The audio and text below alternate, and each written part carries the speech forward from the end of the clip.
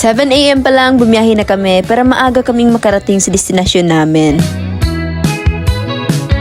Medyo malayo-layo ngayong biyahe natin ngayon, nasa mahigit 4 hours.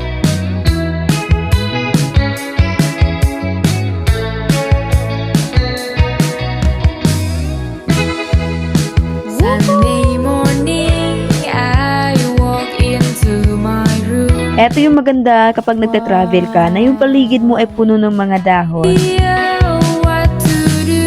Na habang naglalakbay tayo, natuto tayong makita ang ganda ng paligid at ang ganda ng simpleng buhay.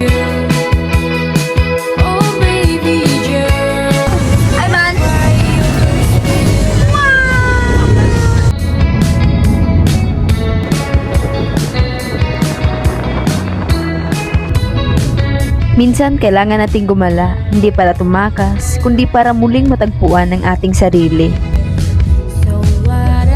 At nakarating na nga kami sa destinasyon namin.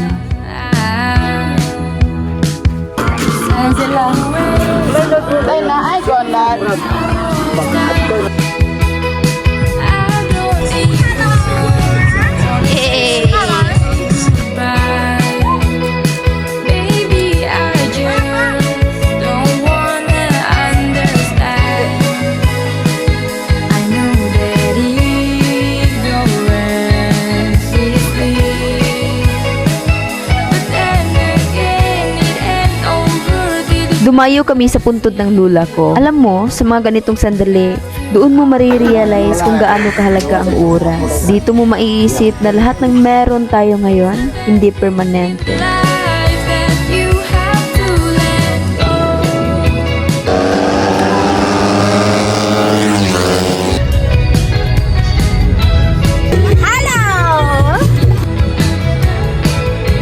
Papasok na kami sa beach at habang nasa biyahe, nakikita ko yung mga punong luntian sa paligid. Paalala na kahit gaano kagulo ang isip natin, minsan may mga bagay pa rin sa mundo na simple lang pero nagbibigay ng kapayapaan. Give, di mo na tita, give. Daplin, ali, come here. Dili ka ne?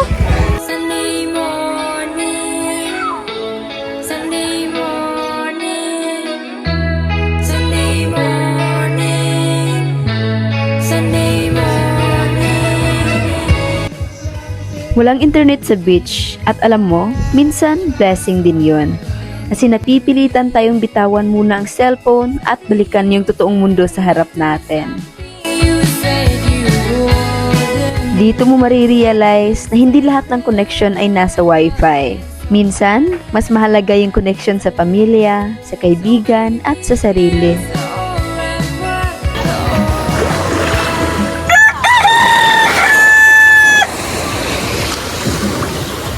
Good morning guys. Namitas sila ng bulaklak. So ako din.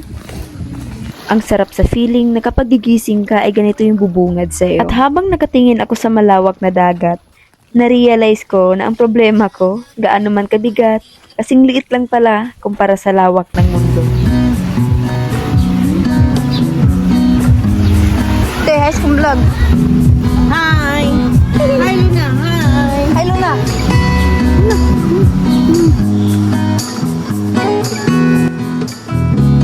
Nag-ready na lahat kasi uuwi na kami nito, tapos na ang bakasyon. Pero ang mga alaala, mananatili. Minsan hindi naman talaga tumatagal ang mga araw ng pahinga. Pero sapat na yung mga sandaling nakalimutan mo ang bigat ng mundo.